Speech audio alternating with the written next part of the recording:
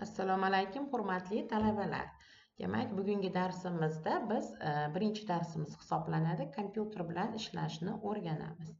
Demak, kompyuterni biz yangi yoqqanimizda ekranda mana shu holatda yorliqlar paydo bo'ladi va mana shu ekranimizni biz ishchi stol deb ataymiz. Demak, Windows operatsion tizimining ishchi stoli mana shu ko'rinishda bo'ladi. Endi bu yerda judayam ko'p yorliqlarni yoki bo'lmasa papkalarni ko'rish mumkin. Har bitta yorliqni o'zini vazifasi bor.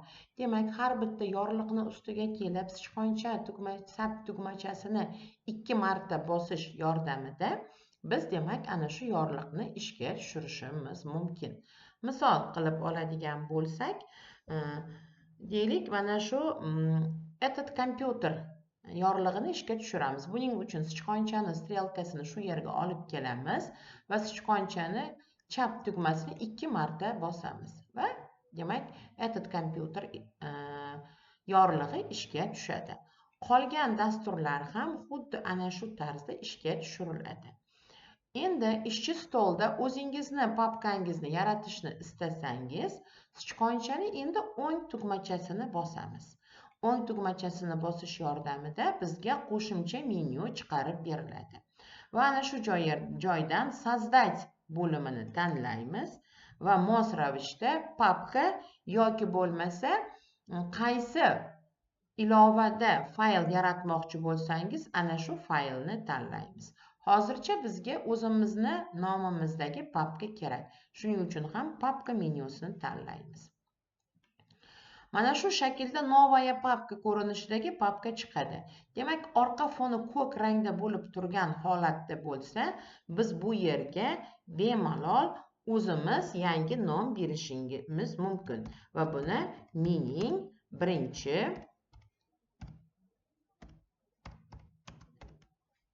papkam deb nomlaymiz.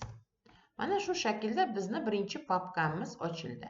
Papkani ishchi stoldagi holatini turli joyga o'zgartirishni yana sichqonchani chap tugmasi orqali amalga oshiramiz. Papkani ichida nima borligini ko'rishni xohlasak, yana sichqonchani chap tugmasini 2 marta bosish orqali, demak, papkani ichiga kiramiz. Ko'rib turganingizdek, papkani ichida hozircha hech narsa yo'q. Endi bu yerga biz o'zimiz xohlagan istagan fayllarni olib joylasak bo'ladi. Misol uchun, Wordda yozilgan fayllarni mana bu shaklda toshib olib o'tsak bo'ladi. Mana shu joyda paydo bo'ldi. Endi bizni birinchi papkamizda qaytarib joyiga olib borib qo'yamiz. Bizni birinchi papkamizda o'zimizni birinchi faylimizni hosil qilamiz. Buning uchun shu joyda sichqonchani o'ng tugmasini bosamiz. Sozdать tugmachasi orqali, demak, dokument Microsoft Word bo'limini tanlaymiz. Va ana shu holatda bizda Microsoft Wordda birinchi dokument ochiladi va bu yerga ham birinchi nomini berishimiz mumkin.